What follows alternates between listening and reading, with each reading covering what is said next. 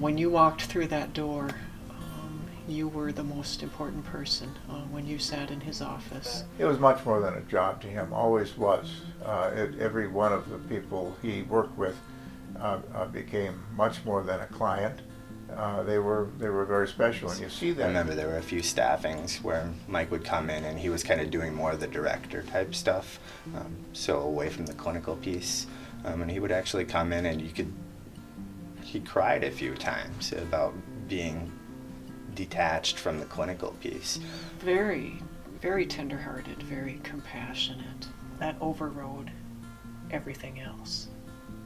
Again, even when it made no financial sense to put someone in treatment that had no insurance or no resources, it was just not anything that was really going to be discussed because he felt strongly about it. Yeah, I would say especially growing up, we didn't get that. We didn't get just the enormity of his job and what he did and who he was to this whole community.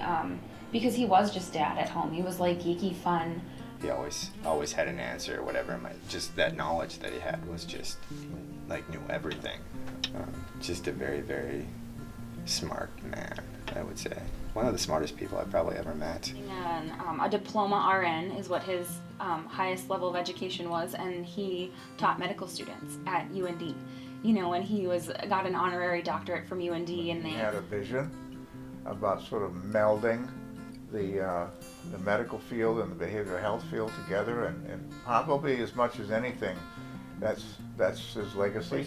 The profession is different than it was 10, 15, 20 years ago, and Mike's got his fingerprints all over that. So, yeah, this place obviously is, I mean, you could say has kept me alive, and that's not far-fetched. If I wouldn't have gotten sober, I don't know where I'd be.